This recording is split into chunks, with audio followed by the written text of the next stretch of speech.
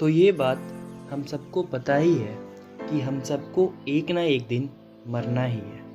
कितना सिंपल बात है और कितना अजीब भी लगता है ना। कोई बड़ा हो या छोटा, काला हो या गोरा, अमीर हो या गरीब, हर किसी का टाइम एक ना एक दिन ख़त्म हो ही जाता है। लेकिन मरने के बाद क्या होता है? मुझे पता है आपके दिमाग में भी ऐसे बहुत से सवाल आते होंगे, क्योंकि मेरे दिमाग में भी आते हैं। लेकिन आज का प्रश्न ये है कि मरने के बाद हमारे इस इकलौते शरीर का क्या होता है।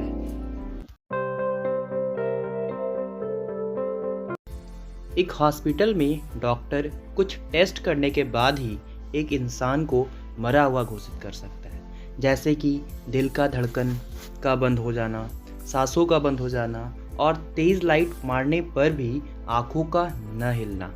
तो आइए अब हम देखते हैं कि किसी के मरने के बाद हर एक घंटे में उसके शरीर के साथ क्या होता है।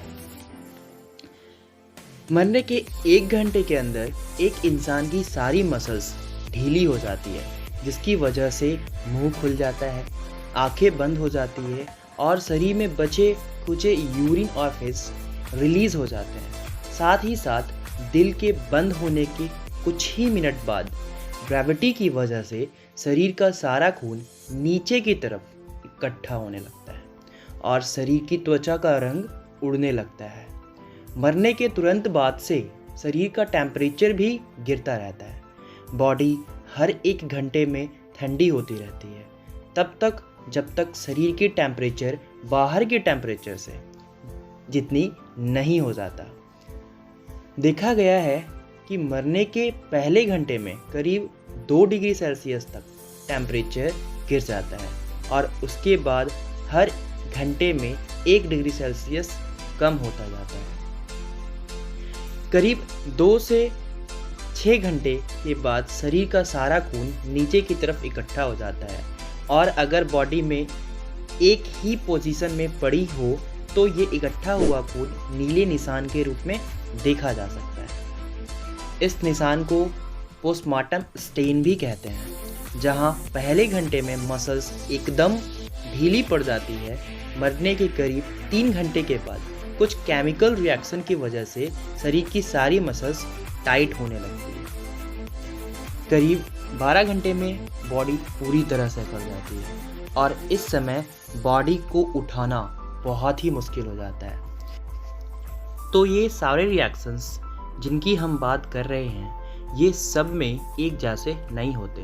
ये इंसान की उम्र, जेंडर, शरीर, बाहर का तापमान और बहुत सी और चीज़ों पर डिपेंड करता है।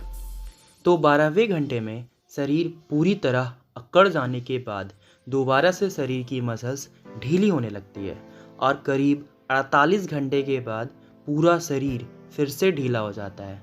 ज़्यादातर इस समय तक या तो शरीर को जला दिया जाता है या दफना दिया जाता है, लेकिन इसके बाद भी शरीर को बाहर छोड़ दिया जाए खुले में तो शरीर को बैक्टीरिया और कीड़े खाने लगते हैं और धीरे धीरे शरीर डिकम्पोज यानी कि गलने लगता है। ये तो डिकम्पोजिशन की प्रोसेस में बहुत सारी अलग अलग गैस हमारे शरीर से निकलने लगती है और इसी वजह से इस वक्त शरीर से बदबू आने लगती है।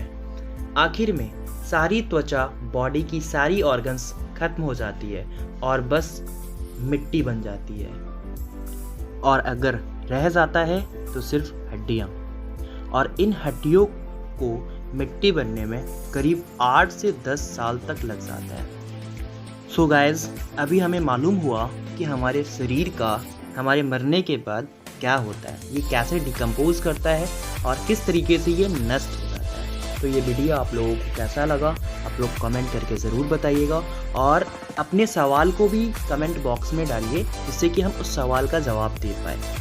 नए नए सवाल आएंगे और उसका जवाब मैं कोशिश करूँगा कि वीडियो में दे पाऊँ। अगर यह वीडियो आपको पसंद आया हो तो प्लीज़ लाइक और कमेंट करें और हमारा चैनल आखिर क्यों को सब्सक्राइब करें। Thank you.